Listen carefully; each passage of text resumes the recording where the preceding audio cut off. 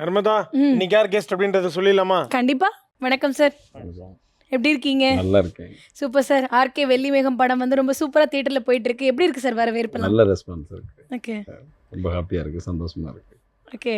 உங்களுக்கு எப்படி எந்த மாதிரியான ஒரு அனுபவத்த இந்த படம் கொடுத்திருக்கு சார் உங்களுக்கு? சந்தோஷமா இருக்கு. ஒரு மலையாள டீமு தமிழ் நடிகரை கூட்டு போய் அங்கே ஒரு வாய்ப்பு கொடுக்குறாங்களே அப்படிங்கும்போது கொஞ்சம் சந்தோஷமாக தான் இருக்குது.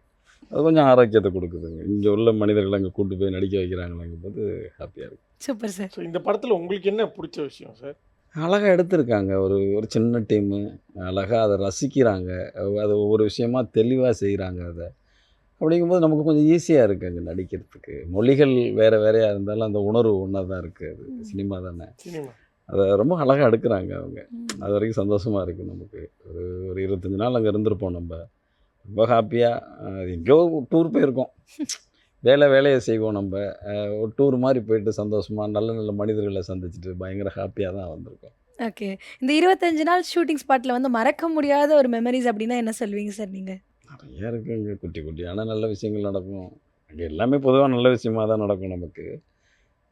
என்ன அங்கே போய் புதுசாக ஒன்று பார்த்தோம் அப்படின்னா, சாப்பிட்ட தட்டை அவங்க கழுவுறாங்க. ம். ப்ரொடக்ஷனில் அவங்க சாப்பிட்டுட்டு அவங்களே வாஷ் பண்ணி வச்சுட்டு அப்படி கிளம்புறாங்க. அப்போ நம்ம போயிட்டு அப்படி தூக்கி போட்டு போயிட முடியாதுல்ல. அப்போ நம்மளும் கழுவுற மாதிரி தான் இருக்குது. ஒருத்தவங்க சொல்லி கொடுக்கறத தானே நம்ம இன்னொருத்தர் செய்வோம். நம்ம ஒருத்தர் இல்லாமல் ஒருத்தர் இல்லை அப்படிங்கிற மாதிரி இருந்தது. இந்த படத்துக்கான வாய்ப்பு உங்களுக்கு எப்படி கிடைச்சது சார்? அதில் ஒரு ஹீரோ ஒருத்தர் நடிச்சிருக்காரு, விஜய் கௌரிஸ்ன்னு சொல்லி. அவர் தான் டைரக்டர்கிட்ட காமிச்சிருக்காரு ஃபோட்டோவை. சரி அவரை வர சொல்லுங்க அப்படின்னு சொல்லி அப்படி தான் போனது அது. ம். சரி நம்ம கூப்பிட்ருக்காங்க போவோம், என்ன ஏதா போகலாமே அப்படின்னு ஒன்று தோணும்ல. ஒரு முழு மைண்டாக இருக்காது எப்போவுமே. அப்புறம் அங்கே போய் ப்ரிப்பேர் ஆகிறது வேறு. அப்படி போய் கிடச்ச படம் தான் அந்த படம். அப்புறம் ப்ரிப்பேர் ஆனதுக்கப்புறம் வேலை நல்லா பண்ணி கொடுத்தாங்க அப்படிங்கிறது இருக்குது. அவங்க நல்லா சொல்லி கொடுக்குறாங்க டைரக்டர். ம். எனக்கு இப்படி வேணும், அப்படி வேணும், இப்படி நடிங்களேன், அப்படி நடிங்களேன், இந்த ரியாக்ஷன் எப்படி வைங்களேன், இதை மாற்றி போடுங்களேன் அப்படிங்கிற மாதிரி சொல்லி கொடுத்துட்டு இருக்கும்போது நமக்கு கொஞ்சம் திருப்தியாக இருக்குது இது நடிக்கும்போது. சார், இப்போ நீங்கள் நிறைய தமிழ் படங்கள் பண்ணியிருக்கீங்க. இப்போ நீங்கள் சொன்னீங்க நிறைய ஆக்டிங்காக மலையாளம் இண்டஸ்ட்ரி சொல்லி கொடுத்தாங்கன்ட்டு. நீங்கள் ஆஸ் ஆக்டராக டைரக்ஷன் சைட்லேருந்து உங்ககிட்ட ஒரு ஒர்க் ப்ராசஸ் வாங்குவாங்கல்ல. ஸோ அது வந்து எப்படி வேரி ஆகுது சார் இங்கே தமிழ் சினிமாலையும் சரி மலையாள சினிமாவில்? இல்லை, வார்த்தைகள் தானே வேறு உங்களுக்கு.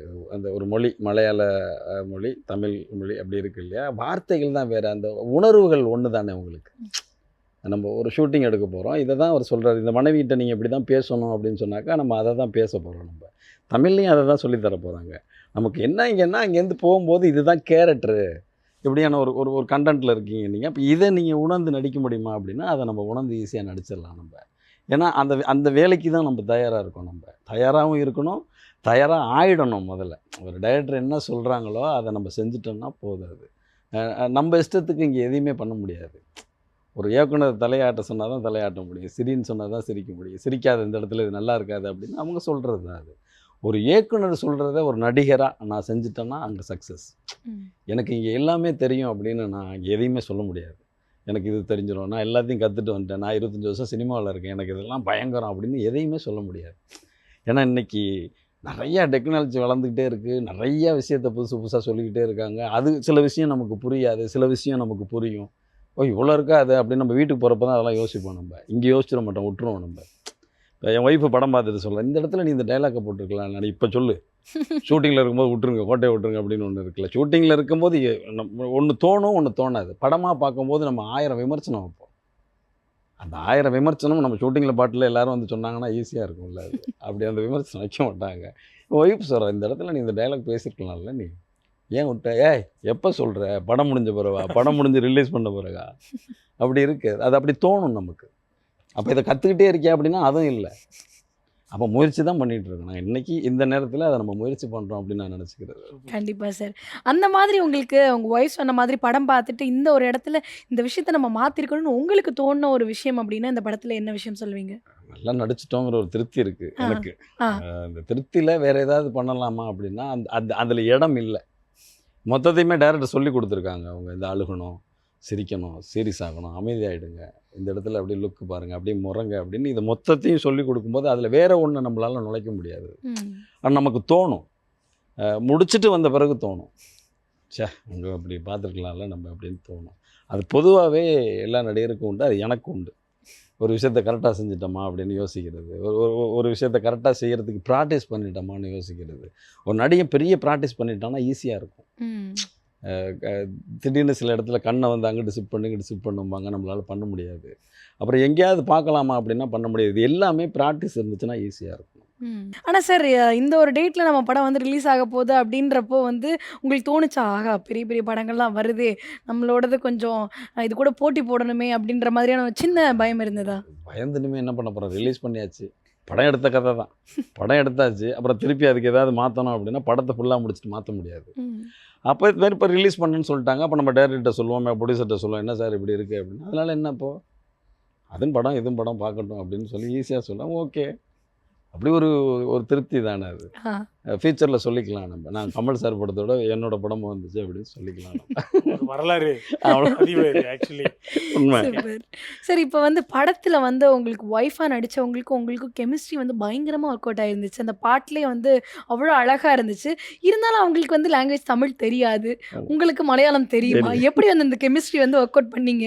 இப்போ அந்த பொண்ணு கூட நான் நடிக்கிறேன் அப்படின்னா என் ஒய்ஃபு மேலே நான் எந்த அளவுக்கு நேசிச்சனோ அந்த உணர்வை தான் நான் வெளியில் கொண்டு வர முடியும். அந்த பொண்ணு கூட நேசித்ததை என்னோட உணர்வு கொண்டு வர முடியாது.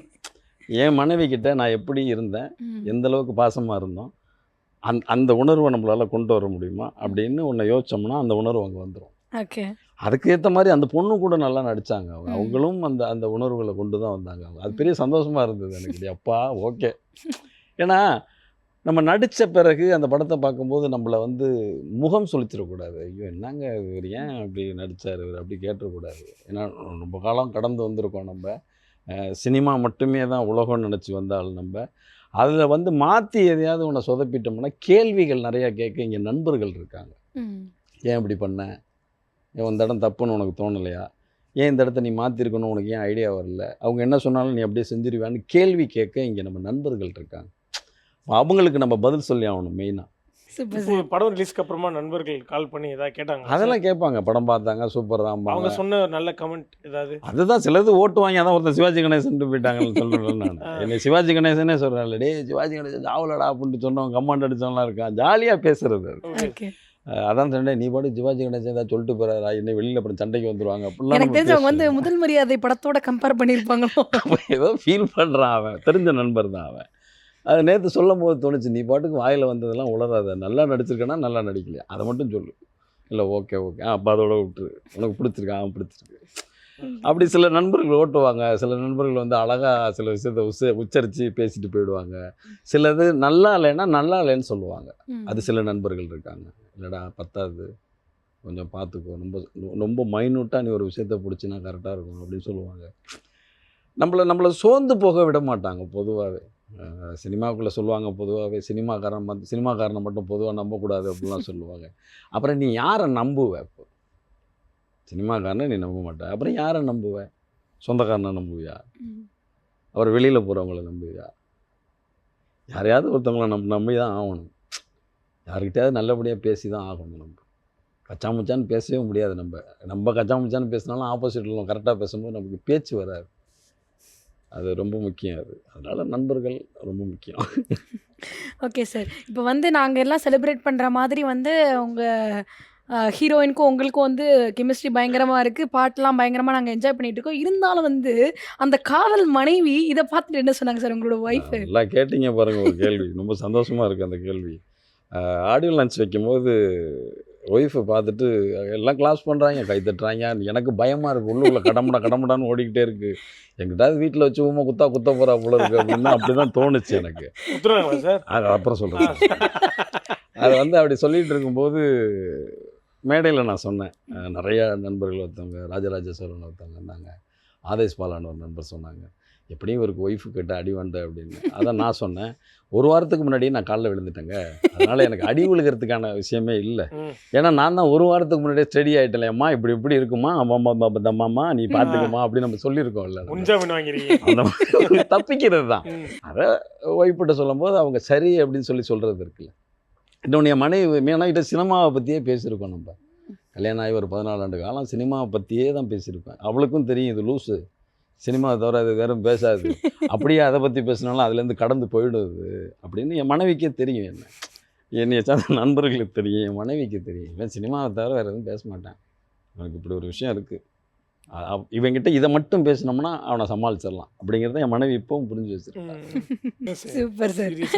உங்களுக்கு ஆக்சுவலாக போர் அடிக்காதுன்னு நினைக்கிறேன். சொல்லுங்க நிறைய விஷயங்கள் கண்டென்ட் வச்சிருக்கீங்க சார். சொல்லுங்க சொல்லுங்க. இன்னொரு பக்கம் இந்த படத்தில் ரொமான்ஸ் சீன்ஸ்லாம் பண்ணியாச்சு, கொஞ்சம் இன்டிமேஷியாக நல்லா அழகாக பண்ணியாச்சு.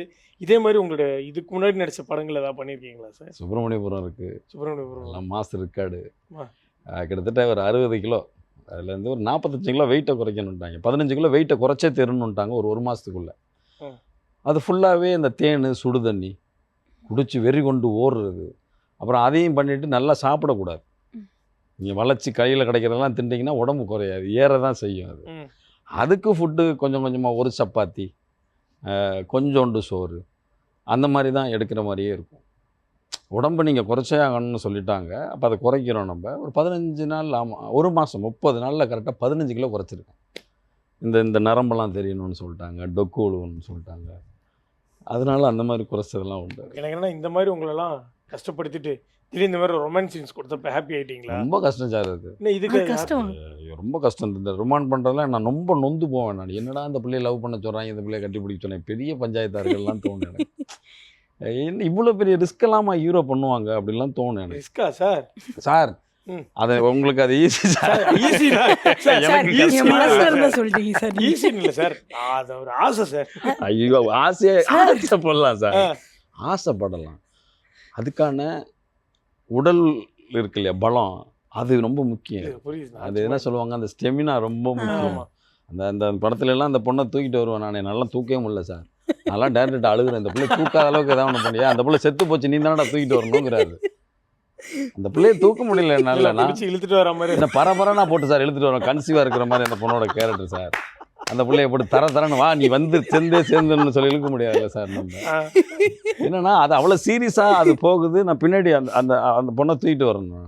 நான் தூக்கிட்டு வரும்போது அது அங்கே 2 பேரை வச்சு தயவுசெய்து தூக்கியாவது கொடுங்கடா அப்படின்னு சொல்லி அதுவும் அந்த பொண்ணை கஷ்டப்பட்டு தூக்கிட்டு வந்து அதில் ஃபைட்டில் கால் அடிபட்டுருச்சு.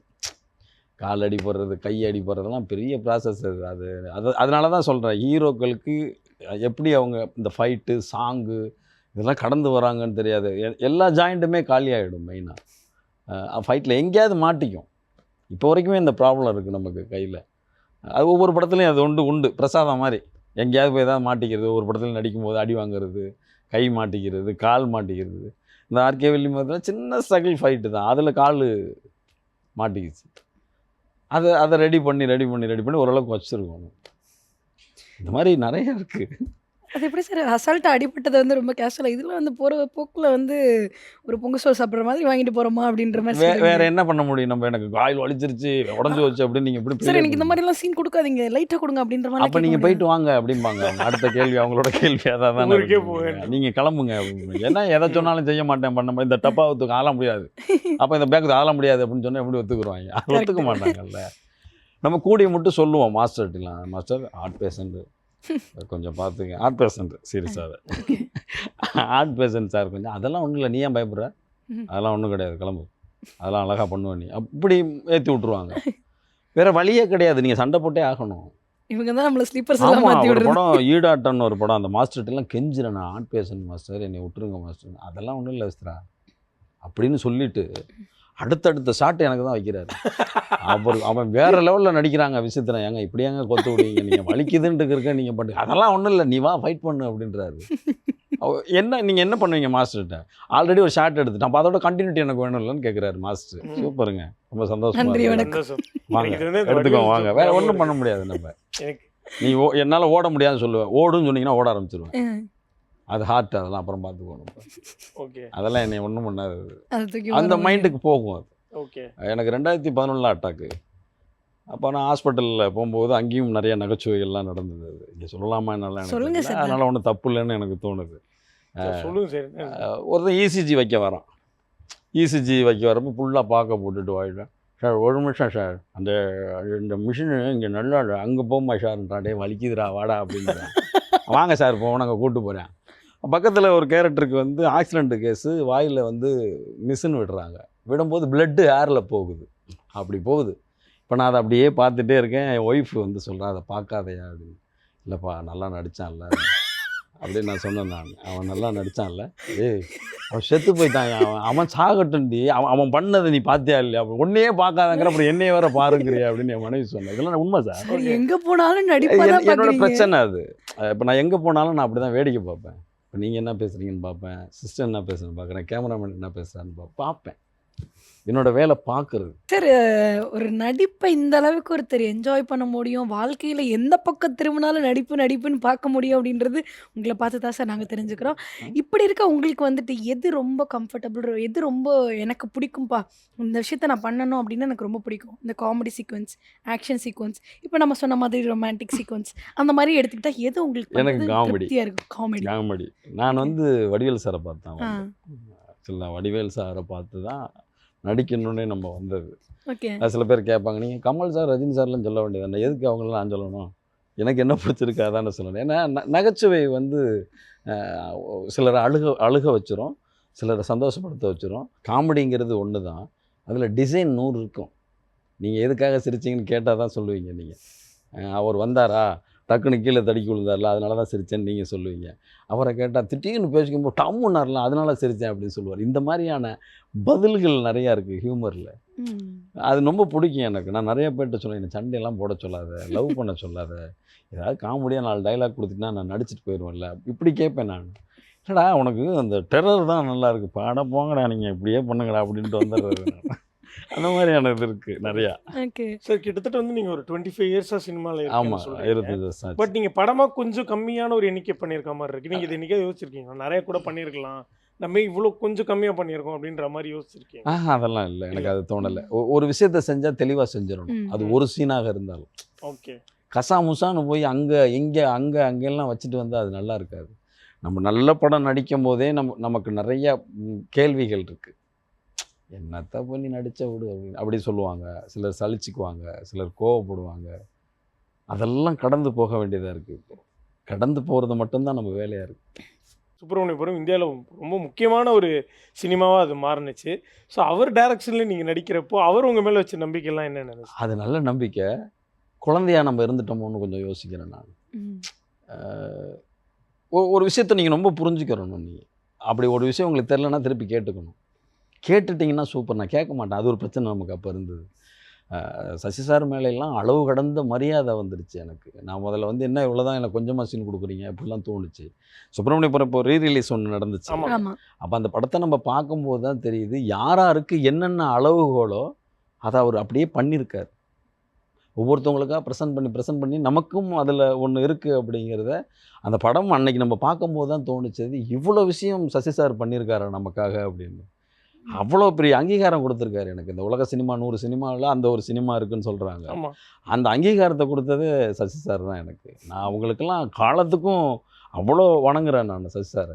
முதலாவது சசி சார்கிட்ட போனால் நல்லா பேசுவேன். இப்போ இந்த 2வது வாட்டி ரீரிலீஸ்க்கு அப்புறம் அவர்கிட்ட என்னால் பேசக்கூட முடியல. என்ன காரணம் சார்? அவங்க மேலே உள்ள மரியாதை. என்னடா இப்படி ஒரு படத்தை பண்ணி வச்சுருக்காரு, அசால்ட்டாக போயிட்டுருக்காரு அப்படின்னு நமக்கு தோணுது. நான் படம் ஷோ முடிச்சுட்டு போய் நிற்கிறேன், அவர்கிட்ட முதலாவது கடன்னு பேசிட்டு ஓடிடுவேன்.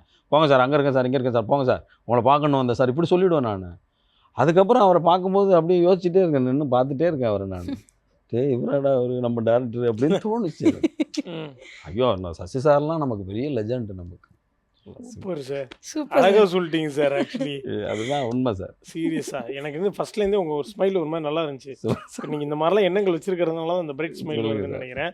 ஸோ நீங்கள் சொல்லிட்டீங்க சசிகுமார் சார் சுப்பிரமணியபுரம் ரீரிலீஸ்க்கு அப்புறமா நான் இன்னொரு பக்கம் ஒரு மாதிரி குருவாக பார்க்க ஆரம்பிச்சிட்டேன், ஒரு மரியாதையா அப்படின்னு.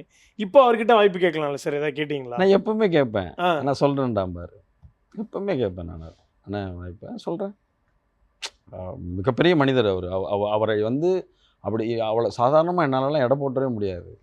யாரும் எடை போட்டாலும் நான் ஒத்துக்கிறவும் முடியாது என்ன.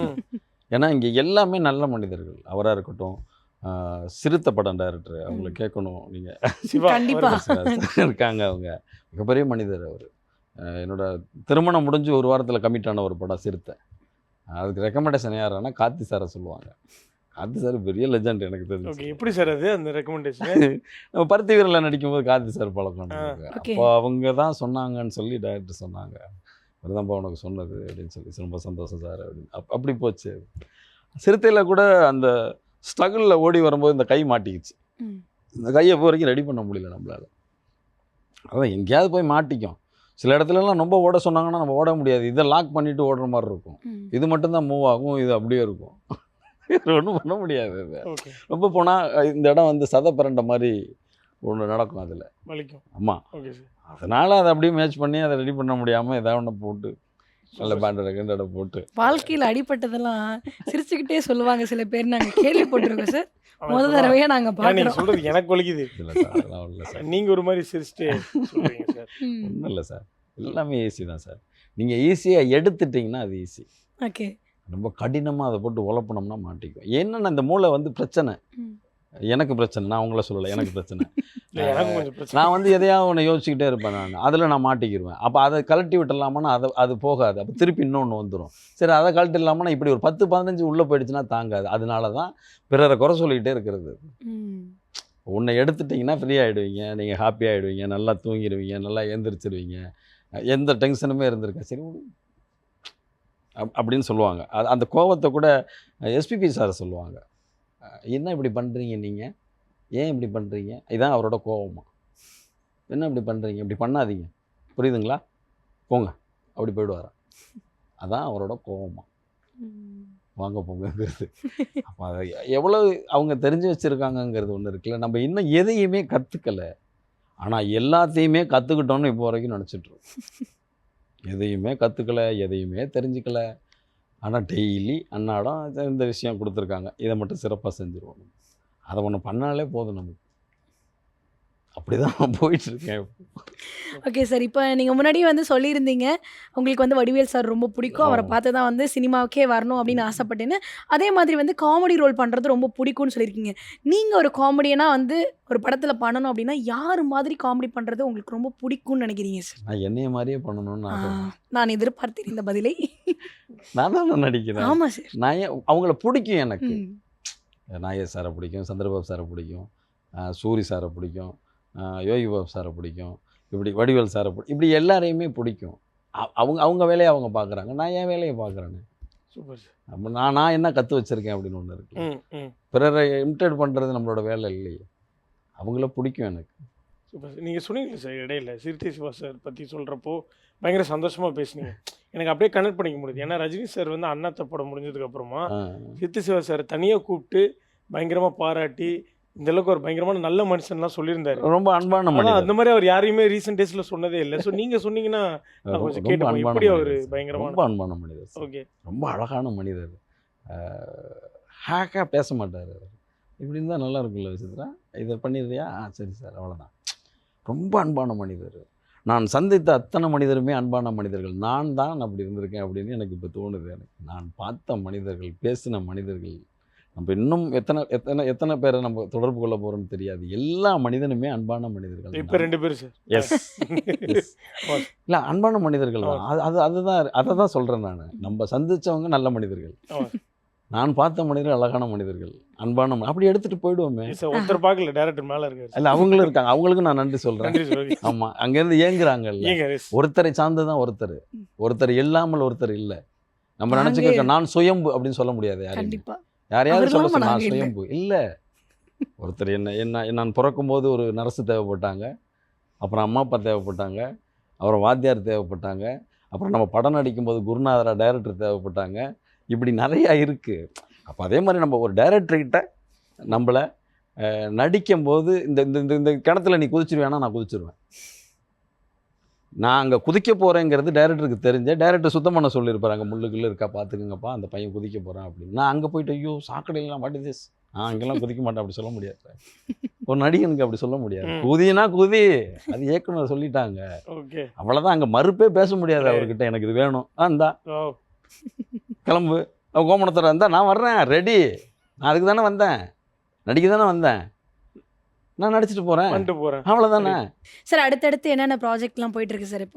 இப்போ நாற்கரை போர்னு ஒரு படம் இப்போ மிக விரைவில் ஆடியோ லான்ச் ஆகுது. அப்புறம் ஈடாட்டன்னு ஒரு படம் ரிலீஸ்க்கு வெயிட்டிங்கில் இருக்குது. அப்புறம் ராகுல்னு ஒரு டைரக்டர் புதுசாக படம் பண்ணிகிட்ருக்காங்க, முடிஞ்சிருச்சு, அது இன்னும் டைட்டில் வைக்கலை அவங்க.